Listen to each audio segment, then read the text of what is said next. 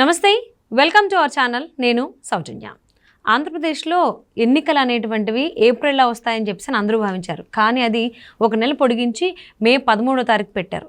ఇలా జరగడం జగన్మోహన్ రెడ్డికి ప్లస్ అవుతుందా, మైనస్ అవుతుందా? ఈ అంశానికి సంబంధించి మనతో మాట్లాడడానికి, వారి విశ్లేషణని మనతో పంచుకోవడానికి ఈరోజు మనతో పాటు ఉన్నారు సీనియర్ పొలిటికల్ అనలిస్ట్ రాజేష్ అప్పసాన్ గారు ఉన్నారు. వారితో మాట్లాడదాం. నమస్తే అండి. సో ఆల్మోస్ట్ గత 6-7 నెలలుగా ఒకవేళ ఎన్నికలు జరిగితే కనుక ఆంధ్రప్రదేశ్లో ఏప్రిల్లోనే జరుగుతాయి మ్యాక్సిమం అని చెప్పేసి అని అనుకున్నారు. ఎందుకంటే ఇంతకుముందు 2019 ఎన్నికలు కూడా ఏప్రిల్లోనే జరిగాయి కాబట్టి. కానీ ఇప్పుడు ఏప్రిల్ కాకుండా ఒక నెల టైం తీసుకుని మే 13వ తారీఖు పోలింగ్ పెట్టారు. అంటే ఇంత గ్యాప్ ఎందుకు తీసుకున్నారు? First point. ఇలా తీసుకోవడం జగన్మోహన్ రెడ్డికి ప్లస్సా మైనస్సా? వాస్తవంగా రాజకీయాలను కీన్గా అబ్జర్వ్ చేసే చాలామంది ఊహించింది ఏంటి అంటే గత 2 ఎన్నికల ప్యాటర్న్ గమనించుకుంటే 2014లో ఆంధ్రప్రదేశ్ రాష్ట్రంలో మే 4వ తారీఖు అసెంబ్లీ ఎలక్షన్స్ జరిగినాయి. 2019లో ఏప్రిల్ నెలలో జరిగినాయి. అంటే దాదాపుగా ఒక నెల ముందుకి, ఒక వారం తక్కువగా నెల రోజుల ముందుకి ఏప్రిల్ నెలలో షెడ్యూల్ అయినాయి. దీని దృష్ట్యా చూసుకున్నప్పుడు ఈసారి ఎలక్షన్ నోటిఫికేషన్ మార్చి మొదటి వారంలోనే రావడానికి ఆస్కారం ఉంది. మార్చి ఎండింగ్లో అట్లా ఎలక్షన్ జరుగుతాయేమో అని చెప్పని అనుకున్నారు అందరు కూడా. అంటే మేది ఏప్రిల్కి ప్రీపోన్ అయినట్టుగా ఏప్రిల్ది మార్చికే ప్రీపోన్ అవుద్దామని చెప్పని చాలామంది స్పెక్యులేట్ చేశారు గత 2 ఎన్నికల దృష్ట్యా గమనించుకున్నప్పుడు. కానీ ఊహించిన విధంగా మొదటి విడతలో 2019లో ఆంధ్రప్రదేశ్ని పరిగణలోకి తీసుకుంటే ఈసారి ఆంధ్రప్రదేశ్ రాష్ట్రం 4వ విడతలోకి పోస్ట్ పోన్ అయింది. అంటే మొదటి విడతలో కాకుండా 4వ విడతలోకి షెడ్యూల్ అయింది. దాంతో మే 13వ తారీఖుకి ఆంధ్రప్రదేశ్ రాష్ట్ర అసెంబ్లీ ఎన్నికలు షెడ్యూల్ అయింది. అంటే 2014లో జరిగిన మే 4 కన్నా కూడా ఇంకొక 9 రోజులు వెనక్కి జరిగింది. ఇప్పుడు నాకు గుర్తున్న వరకు 2014లో మే 13వ తారీఖు రోజు స్థానిక సంస్థల ఎన్నికల ఫలితాలు వచ్చినాయి. ఓకే. 2014లో వరుసగా జరిగినాయి ఎలక్షన్స్. మార్చి 30వ తారీఖు మున్సిపల్ ఎలక్షన్స్ జరిగినాయి. ఏప్రిల్ 6వ తారీఖు రోజు ఎంపీటీసీ జెడ్పీటీసీ ఎలక్షన్ జరిగినాయి. మే 4వ తారీఖు రోజు అసెంబ్లీ ఎలక్షన్స్ జరిగినాయి. ఫలితాలు కూడా మే 12వ తారీఖు మున్సిపల్ ఎలక్షన్స్ ఫలితాలు వచ్చినాయి. మే 13వ తారీఖు ఎంపీటీసీ జెడ్పీటీసీ ఫలితాలు వచ్చినాయి. మే 16వ తారీఖు రోజు అసెంబ్లీ పార్లమెంటు ఫలితాలు రావడం జరిగిందనమాట. ఆ ఎన్నికల ఫలితాలు, స్థానిక సంస్థల ఎన్నికల ఫలితాలు విడుదలైన రోజు ఇప్పుడు దశాబ్దం తర్వాత అసెంబ్లీ ఎన్నికలు షెడ్యూల్ అవుతా ఉన్నాయి. మీరు ప్రస్తావించింది అంటే ఏప్రిల్లోనే ఎన్నికలు జరుగుతాయి అని చెప్పని అనుకున్న ఎన్నికలు ఇప్పుడు మేకి పోస్ట్పోన్ అవడం అనేది జగన్మోహన్ రెడ్డి గారికి ప్లస్సా మైనస్సా? ఒక రకంగా చూసుకుంటే ఇది జగన్మోహన్ రెడ్డి గారికి ఇబ్బందికరమైన పరిస్థితి. ఎందుకంటే మనం జగన్మోహన్ రెడ్డి గారి పాలన దాదాపుగా ఒక 2 సంవత్సరాల నుంచి గమనించుకుంటూ వస్తుంటే ప్రతి నెల ఉద్యోగస్తులకు జీతాలు ఇవ్వడానికి కటకట్లాడుతున్న తీరు చూస్తున్నాం మనం. ప్రతి మంగళవారం రిజర్వ్ బ్యాంక్కి అప్పు కోసం ఇండెంట్ పెట్టి ఆ బాండ్స్ వేలం ద్వారా అప్పు తీసుకొచ్చి ఆ అప్పు ద్వారా ఇక్కడ ఖర్చులు సర్దుబాటు చేస్తున్న తీరు దాదాపుగా 2 సంవత్సరాల నుంచి అదే ప్రహసనాన్ని గమనిస్తూ ఉన్నాం మనం. ఇప్పుడు ఎలక్షన్ కోడ్ వచ్చింది. ఈ ఎలక్షన్ కోడ్ రావడానికి కొద్ది ముందుగా కూడా ఏపీఎండిసి నుంచి బాండ్స్ ఇష్యూ చేయడం ద్వారా 7,000 కోట్లు అప్పు తీసుకొచ్చారు. ఆ తీసుకొచ్చిన అప్పుని తమకు అనుకూలమైన బడా కాంట్రాక్టర్ల బిల్లులు చెల్లింపు కోసం ఖర్చు పెట్టేశారు.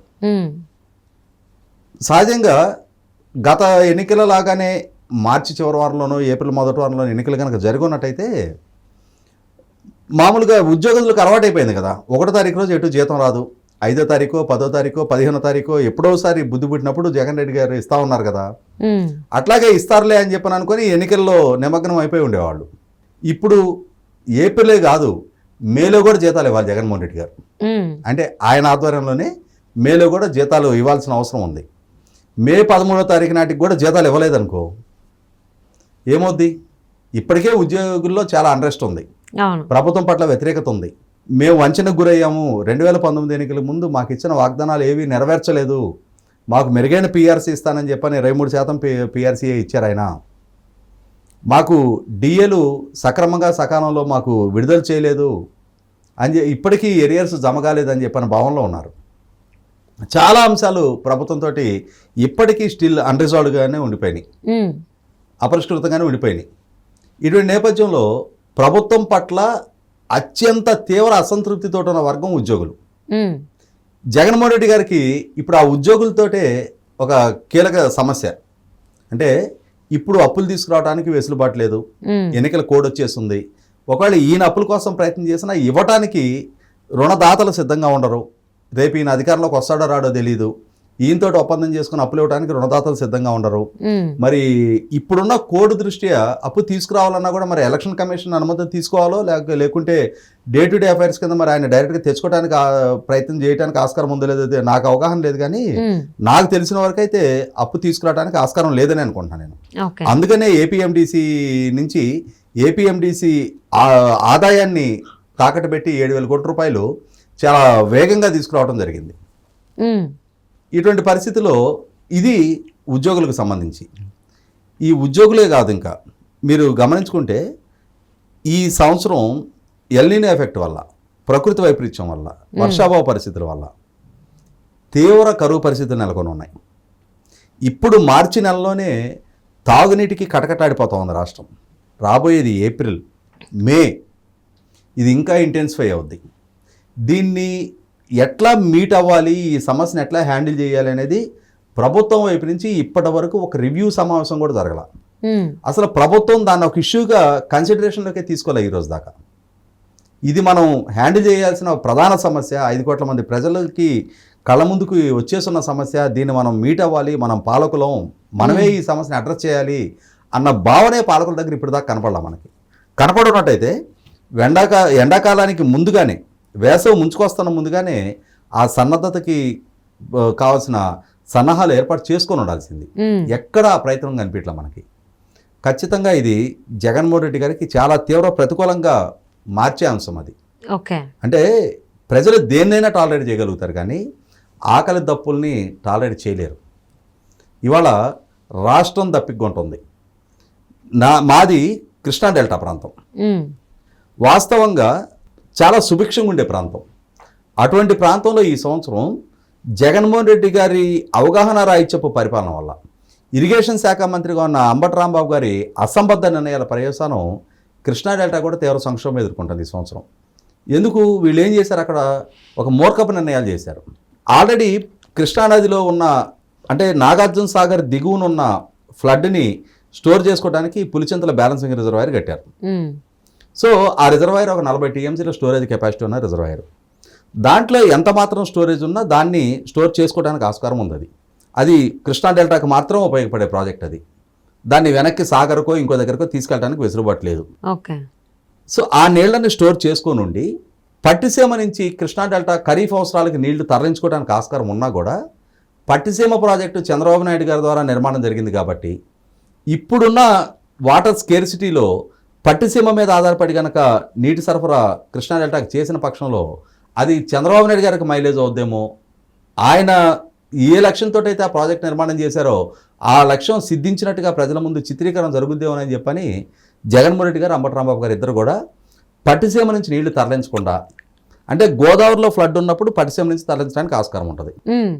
గోదావరిలో ఫ్లడ్ ఉన్నప్పుడు పట్టిసీమ నుంచి తరలించి పులిచింతల్లో నీళ్లు స్టోరేజ్ చేసుకొని ఉన్నట్టయితే బాగుండేది. వీళ్ళు ఏం చేశారు, మూర్ఖపు ఆలోచనలతోటి ముందుగా పులిచింతల్లో నీళ్లు వాడేశారు ఖరీఫ్కి.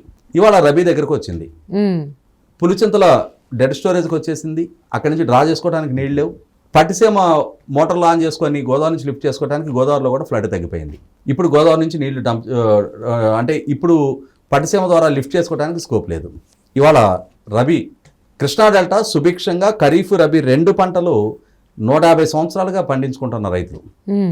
13 లక్షల ఎకరాల డెల్టా. సరార్దన్ కాటన్ గారు 1850 దశకంలో నిర్మాణం చేసిన కృష్ణా నది ఆనకట్ట వల్ల 170 సంవత్సరాలుగా స్థిరీకరణ జరిగిన ఆయకట్టు ఇవాళ జగన్మోహన్ రెడ్డి గారి నిర్వాహకం వల్ల ఇవాళ అక్కడ రబీ పంటకి నీళ్లు అందించుకోలేని పరిస్థితి. మొక్కజొన్న, జొన్న లాంటి రబీ అంటే ఐడియా ఉంది కదా, ముందు జూలై నుంచి జనవరి వరకు వరి పండిస్తారు, దాన్ని ఖరీఫ్ అంటారు. వర్షాకాలంలో పండే పంటని ఖరీఫ్ సీజన్ అంటారు. ఆ తర్వాత పండించే పంటని రబీ సీజన్ అంటారు.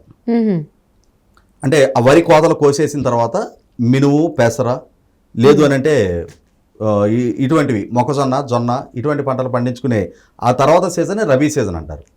ఇప్పుడు ఈ రబీ సీజను దాదాపు 10-12 లక్షల ఎకరాల్లో సాగు జరుగుతూ ఉంది, కానీ నీళ్ళు లేవు. రైతులు ప్రధానంగా కౌలు రైతులు అక్కడ ఉంది. డెల్టా ఎక్కువ పర్సెంట్, దాదాపుగా 90% సాగు వాళ్ళ కౌలు రైతుల చేతిలో ఉంది. ఈ కౌలు రైతులు ఎవరు? జగన్మోహన్ రెడ్డి గారు నోరు తెరిచిన ప్రతి సందర్భంలో నా బీసీలు, నా ఎస్సీలు, నా ఎస్టీలు, నా మైనార్టీలు అంటారు కదా, ఆ వర్గాలే ఇవాళ ప్రధానంగా కౌలు రైతులు.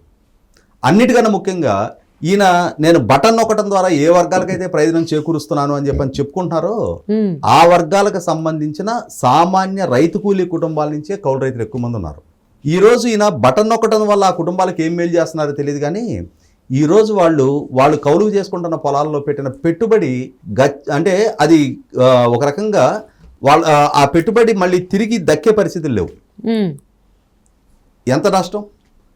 సకాలంలో పట్టిసీమ మోటార్లు ఆన్ చేసుకొని డెల్టాకి నీళ్లు ఇచ్చుకొని పులిచింతల నీళ్లు ఉంచుకొని ఉన్నట్టయితే ఇవాళ పులిచింతల నీళ్లతోటి రబీని కాపాడుకోవడానికి ఆస్కారం ఉండేది, ఆరుతళ్ళు ఇచ్చుకోవడానికి ఆస్కారం ఉండేది. ఇటువంటి పరిస్థితులు ఆయన స్వయంకృతాపరాధం రైతాంగంలో సృష్టించుకున్నారు. ఇక్కడ మనం డెల్టా గురించి మాట్లాడుకుంటున్నాం. మీకు ప్రకాశం జిల్లా మెట్ట ప్రాంతాలు ఉన్నాయి, రాయలసీమ ప్రాంతాలు ఉన్నాయి, పూర్తి దుర్భిక్ష ప్రాంతాలు. అక్కడ తాగునీటి కటకటాడుతూ ఉన్నారు. మనుషుల తాగునీటికే కాదు, పశువులు, రైతులకి ప్రాణప్రదం పశువులు. ఇవాళ పశువులకు కూడా తాగునీటికి సంక్షోభం తలెత్తే పరిస్థితులు ఉత్పన్నమవుతూ ఉన్నాయి. ఇవాళ వాతావరణ శాఖ ఇస్తున్న హెచ్చరికల దృష్ట్యా చూస్తే మార్చి నుంచే వడగళ్ళ మొదలవుతున్నాయి. మనకు ఆల్రెడీ బయట సంకేతాలు తెలుస్తూ ఉన్నాయి. హైదరాబాద్లోనే ఎండవేడి ఎట్లా ఉందో చూస్తూ ఉన్నాం మనం. ఇవాళ ఆంధ్రప్రదేశ్లో హ్యూమిడిటీ కలిసి ఉంటుంది, కోస్టల్ జిల్లాలు మొత్తం కూడా. అక్కడ చాలా తీవ్ర దుర్భిక్ష పరిస్థితులు ఎదురుగానే ఉన్నాయి. మార్చి నుంచి జూన్ వరకు ఈ సంవత్సరం ఎల్లిన ఎఫెక్ట్ తోటి వడగాళ్ళు వేస్తాయని అంటున్నారు. మరి మే 2nd వీక్లో ఎలక్షన్స్ జరగడం అంటే జగన్మోహన్ రెడ్డి గారు ఈ పరిస్థితిని హ్యాండిల్ చేయడానికి కావాల్సిన సన్నద్ధత ఆయన ప్రభుత్వం వైపు నుంచి కనీస మాత్రపు చొరవ కూడా ఇప్పటిదాకా ఒక్క సమీక్షా సమావేశం కూడా అధికారికంగా 5 కోట్ల మందికి పాలకుడుగా ఉన్న జగన్మోహన్ రెడ్డి గారు ఆ దిశగానే అడుగులేడు. 100% ఇది జగన్మోహన్ రెడ్డి గారికి చాలా తీవ్ర ప్రతికూలంగా మారే అంశం.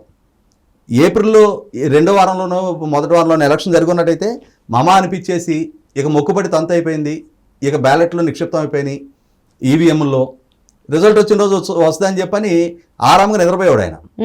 కానీ ఇప్పుడు మే వరకు అన్ని వేళ్ళు ఆయనకే చూస్తూ ఉంటాయి, అన్ని చూపులు ఆయన వంకే ఉంటాయి. ఎందుకంటే పాలకుడికి ఆయనే ఉన్నాడు కాబట్టి ఈ సమస్యను హ్యాండిల్ చేయాల్సిన బాధ్యత ఆయనదే. మరి ఆయన సన్నద్ధత చూస్తే ఆయన నిష్క్రియాపరత్వం కనిపిస్తుంది మనకి. ఇటువంటి పరిస్థితుల్లో 100% జగన్మోహన్ రెడ్డి గారు ఆయన పాలన, ఆయన ప్రభుత్వం ఎన్నికలకు ముందు ఒక విఫల ప్రయోగంగా చిత్రీకరణ జరగబోతుంది. ఆయన హెల్ప్లెస్ కండిషన్, ఆయన అసమర్థత, ఆయన ఇనేబిలిటీ ఇవాళ ప్రజల ముందు తాను ఎక్స్పోజ్ చేసుకుంటూ ఉన్నాడు. 100% ఈ ఎన్నికల్లో లేట్ అవడం అనేది జగన్మోహన్ రెడ్డి గారికి చాలా ప్రతికూలంగా మారుతూ ఉన్నాయి. ఆర్థిక పరమైన క్రైసిస్ని హ్యాండిల్ చేయగలిగే కెపాసిటీ ఆయనకి లేదు. అదే సందర్భంలో ప్రకృతి పరంగా ఎదురవుతున్న సవాళ్ళని హ్యాండిల్ చేయగలిగే సామర్థ్యం ఆయనకి లేదు. ఈ 2 అంశాల్లో అటు ఉద్యోగ వర్గాల దగ్గర నుంచి మొదలుపెట్టి ఇటు రైతాంగం వరకు, సామాన్య ప్రజల వరకు, రైతు కూలీల వరకు కూడా 100% జగన్మోహన్ రెడ్డి గారు ఒక విఫల ప్రయోగంగా ఎన్నికల ముందు ఆయనకాయనే చిత్రీకరించుకోబోతున్నారు. ఓకే, సో మరి ఎన్నికలు అనుకున్న దానికంటే నెల రోజులు పోస్ట్ పోన్ అయ్యి వస్తున్నాయి. మరి దీన్ని ఇన్ని సిచ్యువేషన్స్ ఉన్నాయి కాబట్టి ఇవన్నీ జగన్మోహన్ రెడ్డి ఎలా మేనేజ్ చేస్తారు ఏంటనేది చూద్దామండి. And thank you so much for spending your valuable time with us, Rajesh గారు.